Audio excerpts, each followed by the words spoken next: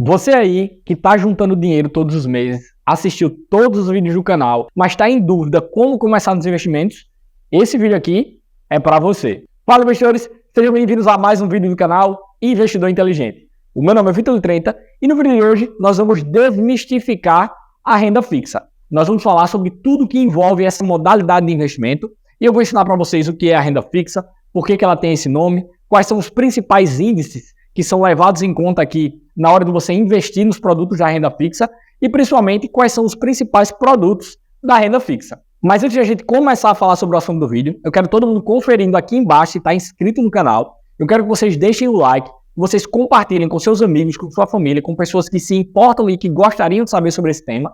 E principalmente, eu quero que vocês comentem aqui embaixo assuntos que vocês gostariam de ver aqui no canal ou deixar o seu feedback sobre os vídeos que vocês têm assistido. Dito isso, vamos para o vídeo. A renda fixa é uma modalidade de investimento cujas regras de rentabilidade dos produtos elas são pré-definidas. Quando você vai adquirir um CDB, por exemplo, do Banco do Brasil, que é um produto de investimento da renda fixa, nas informações daquele produto constam as informações de rentabilidade. Então você consegue visualizar antes de adquirir quanto que ele vai render, qual é o índice que ele está atrelado, qual é o prazo de vencimento, se tem prazo de carência, se não tem. Então todas essas informações estão disponíveis antes de você poder adquirir aquele produto. Agora que nós já entendemos o conceito de renda fixa, vamos entender na prática como é que ela funciona.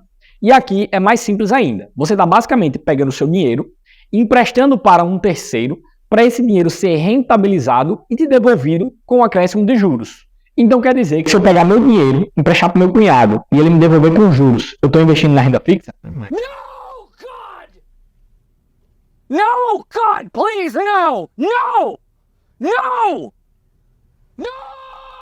Não, pessoal, não é assim. Esses terceiros são figuras específicas, que podem ser basicamente o governo, instituições financeiras, bancos, securitizadoras e empresas privadas. Em todos esses casos que eu falei, o funcionamento é o mesmo, o que vai mudar vão ser as características do produto e, obviamente, onde que o seu dinheiro vai estar sendo alocado. Mas antes de a gente falar especificamente sobre cada um desses produtos e destrinchar suas características, vamos falar primeiro sobre os indexadores.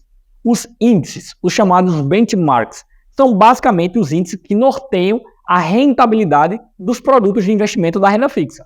Existem diversos índices, mas nós vamos nos focar em três, que são os mais comuns. A taxa Selic, o CDI e a inflação, o IPCA. O primeiro índice é a taxa Selic, a taxa básica de juros do país. Ela funciona como uma taxa-mãe, regulando o funcionamento de outras taxas de juros de diversos segmentos do país, como, por exemplo, consórcios, empréstimos, financiamentos.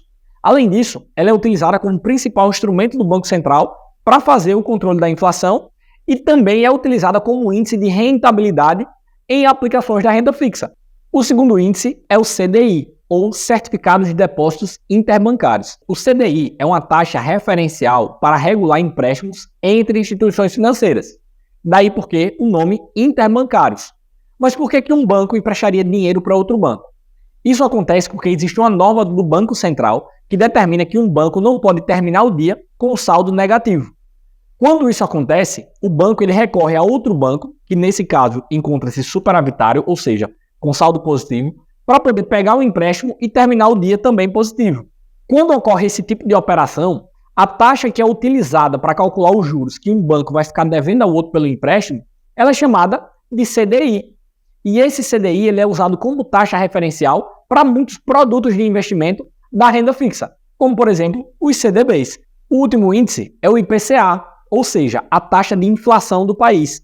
O objetivo do IPCA é calcular a perda do poder de compra da nossa moeda, a desvalorização.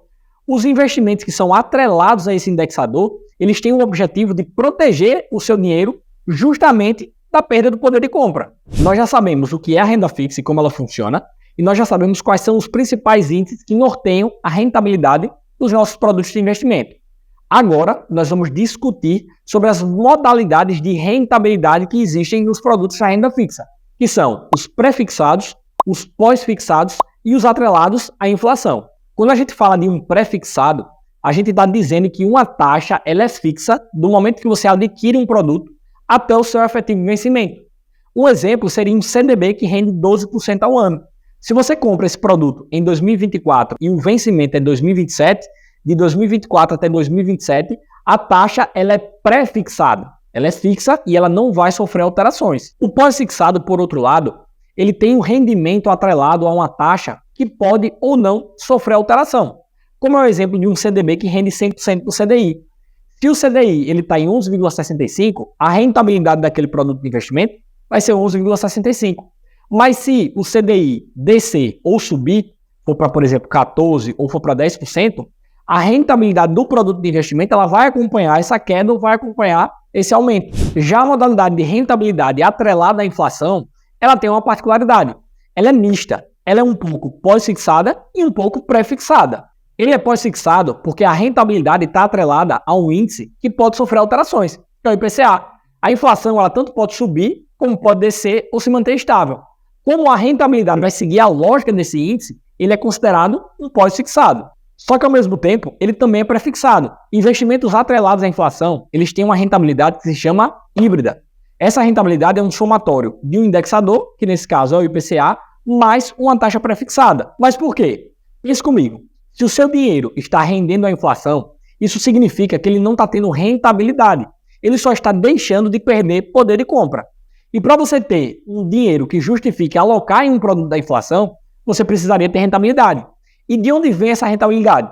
Justamente da taxa pré-fixada que é estabelecida no momento que você vai adquirir esse produto. Agora que nós já falamos sobre a renda fixa, sobre como funciona, quais são os principais índices, quais são as modalidades de rentabilidade, nós vamos, enfim, começar a falar sobre os produtos da renda fixa.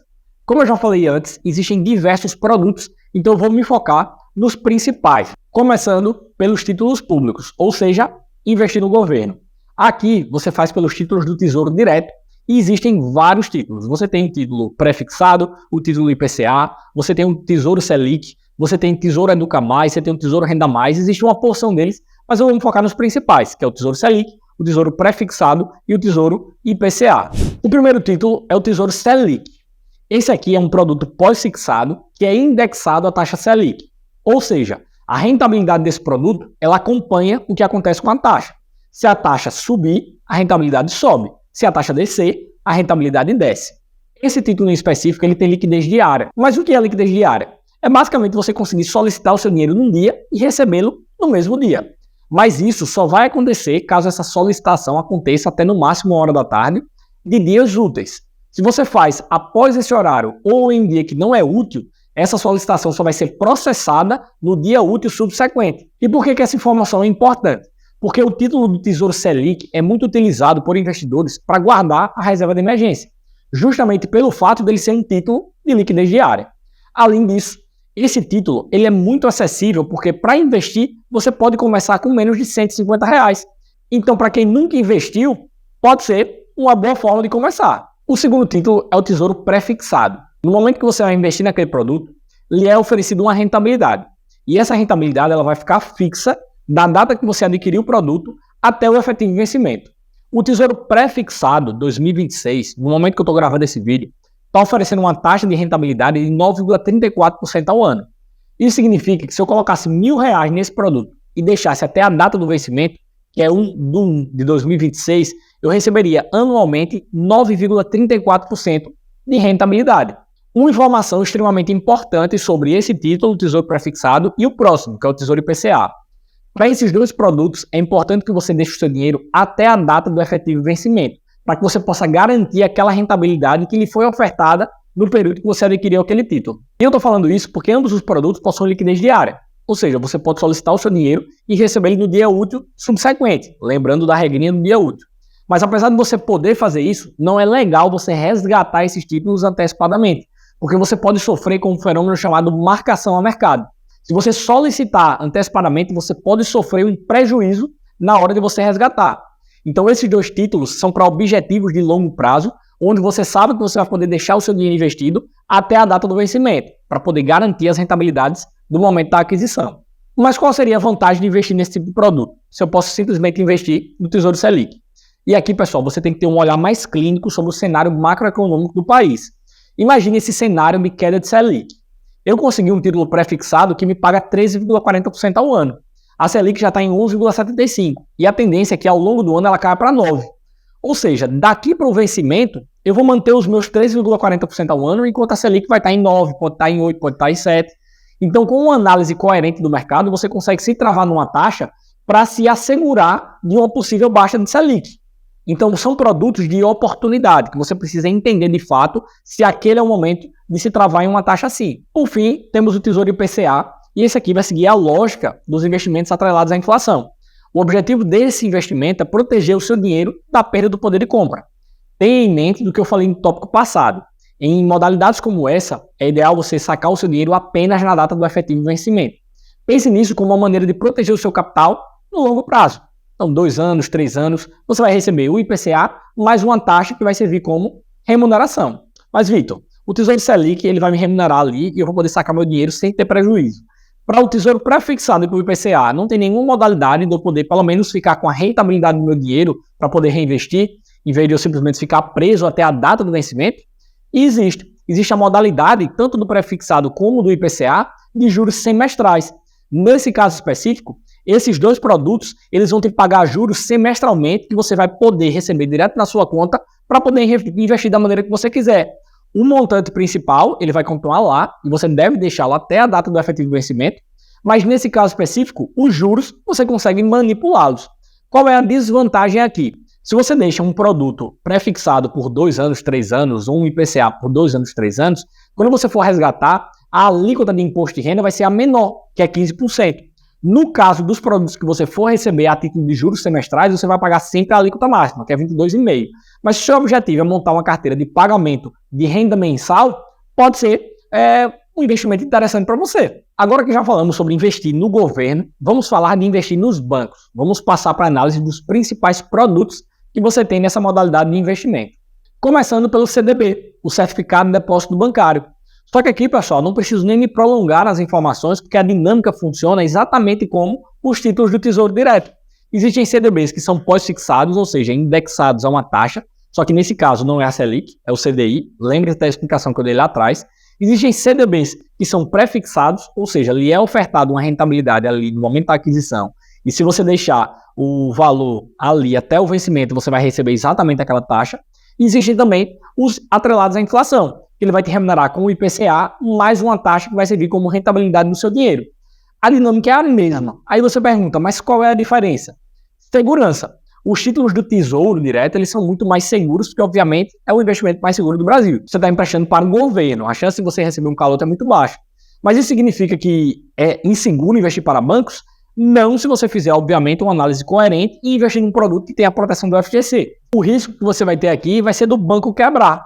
Só que, óbvio, que é muito difícil um banco bom quebrar e também tem ferramentas para você poder analisar. Uma delas é o rating. Eu vou colocar aqui na tela, inclusive, o que é para vocês conseguirem identificar, mas tenham em mente que investir no Tesouro Direto aqui ou investir no CDB vai ter o mesmo funcionamento, tá? Não fiquem com medo do CDB pelo que eu falei, é só porque realmente a diferença é a questão da segurança. O governo ele sempre vai ser mais seguro do que qualquer outra modalidade de investimento.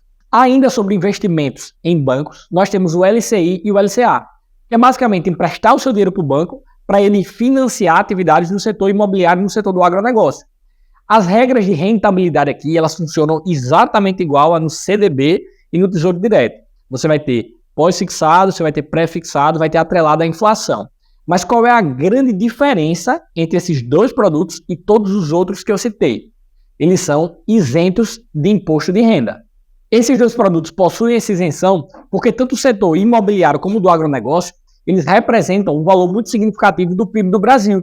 Então, como forma de beneficiar esses setores, o governo concede essa isenção, que acaba atingindo também os investimentos nessa modalidade. E essa informação é muito importante porque quando você vai analisar se você vai colocar um capital no CDB, no Tesouro Direto ou no LCI e no LCA, aquela isenção ela pode fazer muita diferença e pode tornar esses dois produtos mais interessantes do que os demais que eu citei antes. Para você descobrir qual dos dois vai ser mais interessante, você vai comparar a rentabilidade da LCI e da LCA com a rentabilidade do CDB, só que descontado o imposto de renda. A que ficar superior é, obviamente, a que se torna mais interessante. Em geral, investimentos em LCI e LCA costumam ser muito mais vantajosos a curto e médio prazo, ou seja, 3 meses, 6 meses, 1 ano, do que CDBs. Especialmente se a gente estiver falando do LCI que renda praticamente 100% do CDI. Agora, um ponto de atenção em relação a LCIs e LCAs é que esses produtos, diferente desses outros que eu citei, eles não possuem liquidez diária.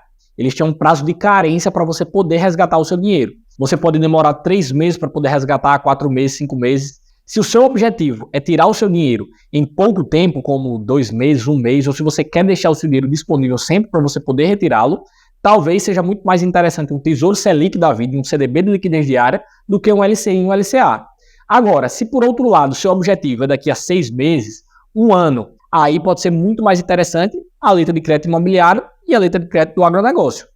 Enfim, tanto a LCI quanto a LCA, assim como o CDB, possuem garantia do FGC. Saindo dos bancos e passando agora para as empresas securitizadoras, vamos falar do CRI e do CRA, certificados de recebíveis imobiliários e certificados de recebíveis do agronegócio. Primeiramente, modalidades de rentabilidade funcionam da mesma maneira que todos os outros produtos de investimento que eu citei até agora. Nós temos pré-fixados, pós-fixados e atrelados à inflação. O setor aqui é o imobiliário e o agronegócio, ou seja, nós temos a mesma isenção que a letra de crédito imobiliário e a letra de crédito do agronegócio. A primeira grande diferença está na questão da segurança. De todos os títulos que eu trouxe até agora, esse aqui é o mais arriscado porque ele não possui nenhuma ferramenta de proteção. Aqui nós não temos o FGC. De cara você pode até se perguntar, mas por que eu invisto nesse negócio e todos os outros eles são muito mais seguros? Porque aqui você tem rentabilidades melhores. Lembram que quanto maior o risco, maior a recompensa, e aqui é onde os CRAs e os CRIs eles se destacam. A segunda diferença está na liquidez. Os CRIs e os CRAs costumam ter baixa liquidez. Então você só consegue resgatar aquele teu produto de investimento na data do vencimento, que geralmente pode demorar bastante tempo. Então esse tipo de investimento é mais focado para quem quer rentabilidade a longo prazo. Vamos passar agora a falar sobre a última possibilidade de você investir o seu dinheiro na renda fixa, que são as empresas privadas. Você vai estar basicamente pegando o seu dinheiro e emprestando para uma empresa privada para que ela rentabilize e te devolva com juros. Aqui nós estamos falando sobre as debentures. Primeiramente, o que é uma debenture? Uma debenture é um título de dívida emitido por uma empresa que tem capital aberto na Bolsa de Valores para a execução de um projeto específico. No que diz respeito às modalidades de rentabilidade, mesma fórmula, pós-fixado, pré-fixado ou atrelado à inflação. O que vai diferenciar aqui é que quando você investe numa debenture, o risco ele é muito maior porque você está emprestando para uma empresa. Então, assim como o CRI e o CRA, você não tem instrumentos de proteção patrimonial. E aí, consequentemente, quanto maior o risco, maior vai ser a remuneração que você vai receber. As rentabilidades de debêntures costumam ser maiores do que os demais investimentos na renda fixa, como CDBs e Tesouro, por exemplo. Outro ponto importante sobre as debêntures é a questão da liquidez. Aqui, a liquidez também é baixa, assim como os anteriores, CRI e CRA. Você só vai poder tirar o seu dinheiro na data de vencimento e isso pode perdurar por muito tempo. Eu, particularmente, não gosto de investir em debêntures e se for para me expor e investir numa empresa, eu prefiro investir como acionista. Mas qual é a diferença entre um e outro? Aqui está na relação que você mantém com a empresa nesses dois casos. No caso da debenture, você não é sócio daquela empresa, você é credor, ela tem uma dívida com você. No caso da ação, quando você compra uma ação, você se torna sócio daquela empresa, daí porque você tem direito ao recebimento dos lucros. Se você gostou desse vídeo, não deixe de curtir, não deixe de se inscrever, de compartilhar com amigos, familiares, com pessoas que gostam desse conteúdo e também não deixe de comentar aqui embaixo assuntos que vocês gostariam de ver aqui no canal. Outra coisa, vamos bater uma meta de like. Eu quero 50 likes para esse vídeo, tá bom? Obrigado e até o próximo vídeo.